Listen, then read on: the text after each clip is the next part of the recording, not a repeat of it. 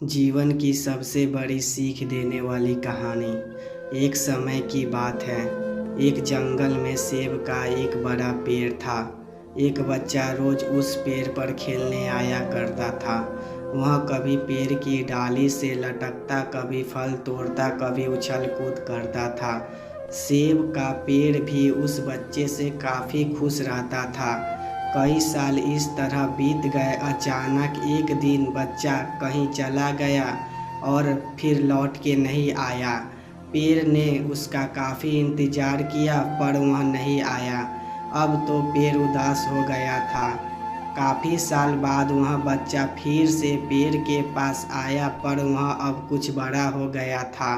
पेड़ उसे देखकर काफ़ी खुश हुआ और उसे अपने साथ खेलने के लिए कहा, पर बच्चा उदास होते हुए बोला कि अब वह बड़ा हो गया है, अब वह उसके साथ नहीं खेल सकता।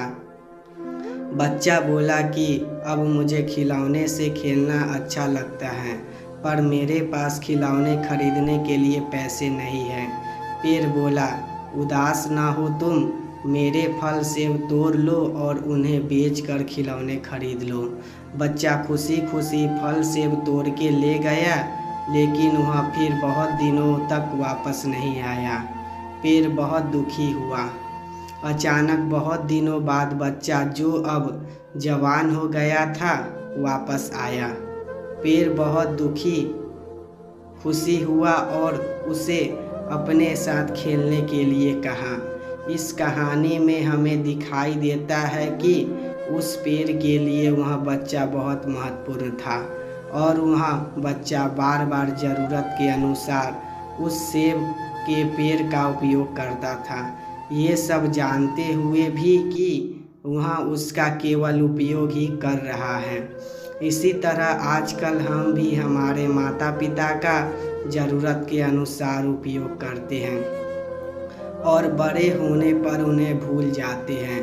हमें हमेशा हमारे माता पिता की सेवा करनी चाहिए, उनका सम्मान करना चाहिए और हमेशा, भले ही हम कितने भी व्यस्त क्यों न हो, उनके लिए थोड़ा समय तो भी निकालते रहना चाहिए।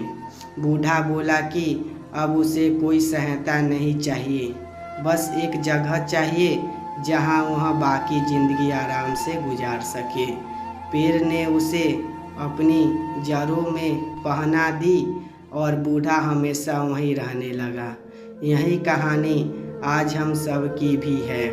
मित्रों, इसी पेड़ की तरह हमारे माता पिता भी होते हैं। जब हम छोटे होते हैं तो उनके साथ खेलकर बड़े होते हैं और बड़े होकर उन्हें छोड़कर चले जाते हैं और तभी वापस आते हैं जब हमें कोई ज़रूरत होती है। धीरे धीरे ऐसे ही जीवन बीत जाता है।